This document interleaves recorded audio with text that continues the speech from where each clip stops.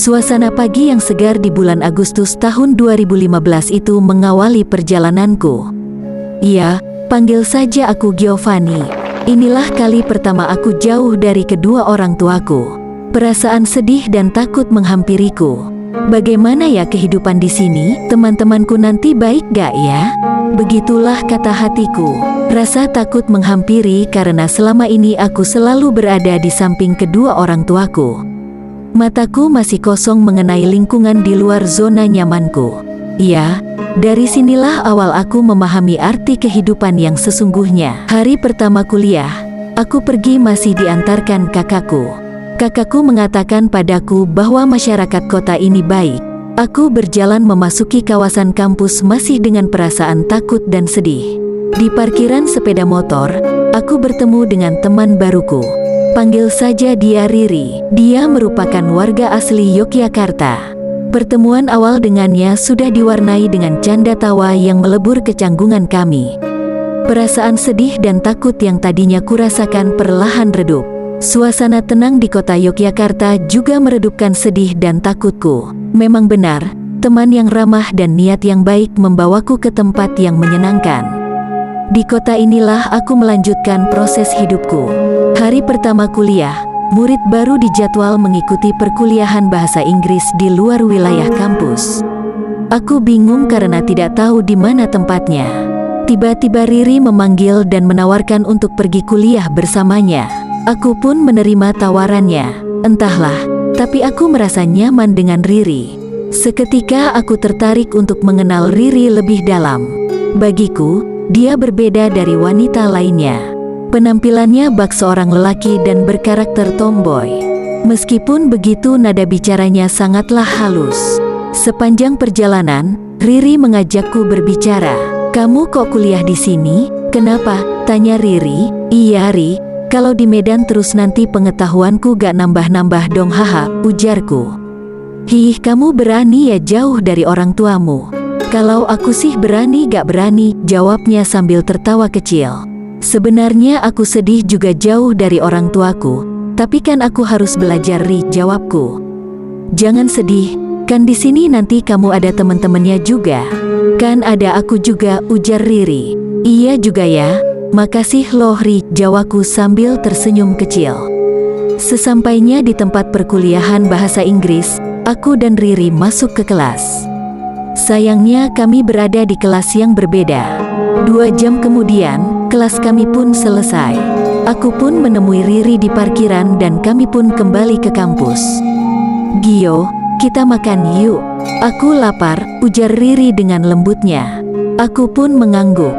Bentar ya, aku panggilin Livia dulu soalnya dia tadi juga mau makan," ucap Riri sembari pergi memanggil Livia. "Livia? Siapa Livia?" Ternyata Livia adalah teman Riri sedari SMP. Dia berkulit putih, rambutnya sebahu dan menggunakan kawat gigi. Ya, sungguh indah ciptaan Tuhan yang satu ini. Mereka pun datang dan kami pergi menuju kantin. Sambil menunggu makanan, Riri mengenalkanku kepada Livia. Aku pun memberanikan diri untuk memulai pembicaraan. "Livia, kalau boleh tahu kok kamu sempat pindah ke Bandung waktu SMA?" tanyaku yang mencoba akrab dengan Livia. "Oh, iya, aku kan emang asli orang Bandung Gio."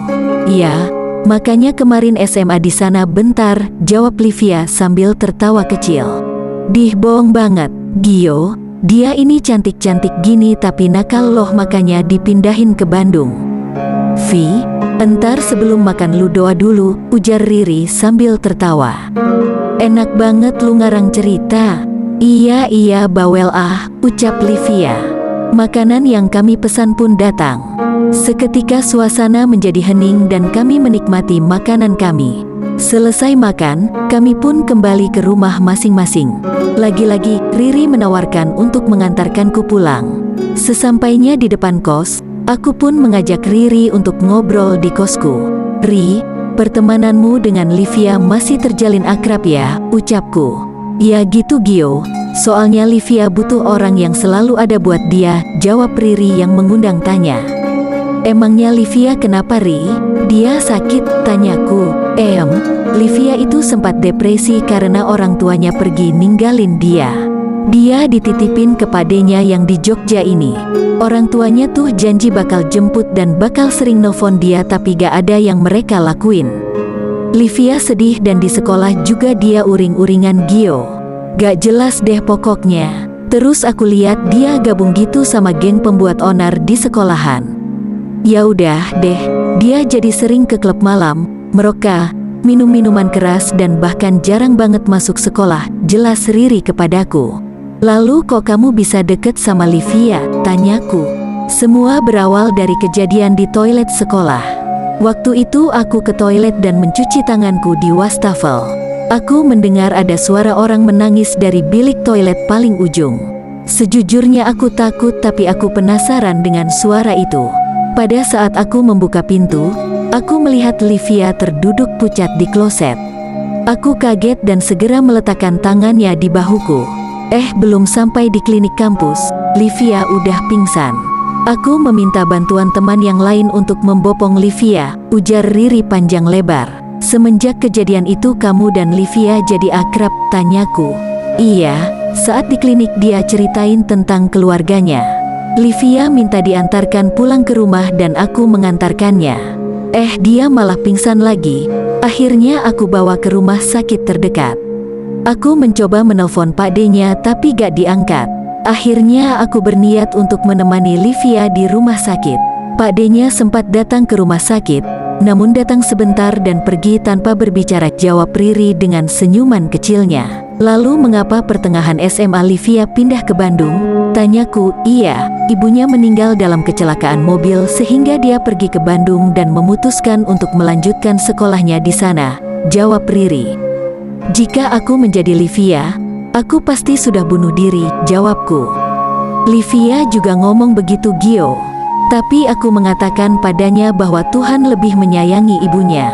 Aku meyakinkan Livia meski ibunya meninggalkannya, tapi ibunya pasti menyayanginya. Aku membujuknya untuk pergi ke Bandung. Untungnya Livia berhati lembut. Aku seneng sih sekarang Livia udah jadi pribadi yang positif dan dewasa, jawab Riri. Ri, aku salut denganmu. Kalau aku jadi kamu, aku gak bakal ngelakuin hal kayak kamu. Orang tuaku selalu mengatakan untuk memilih dalam berteman, ucapku. Jadi malu Gio. Bener sih kita harus memilih dalam berteman. Tapi ada baiknya kita melihat dari sisi positif lainnya. Kayaknya kita ngobrolnya lama ya. Aku harus pulang nih. Aku balik dulu ya Gio. See you, ujarnya sambil tersenyum kecil. Hati-hati, Ri. See you, teriakku dengan nada lumayan keras. Senja kala itu menutup hariku dengan penuh makna. Senja pun menyadarkanku bahwa mentari itu tak selalu menemani. Begitulah dengan kehidupan ini. Kebahagiaan tidak selalu menyelimuti keseharianku. Dari Riri aku belajar bahwa luka sesakit apapun masih dapat diobati. Dari Riri pun aku belajar untuk menerima dan memberi kasih. Mungkin beginilah cara Tuhan mengajarkanku untuk mensyukuri dan menghargai setiap hal yang masih kita miliki.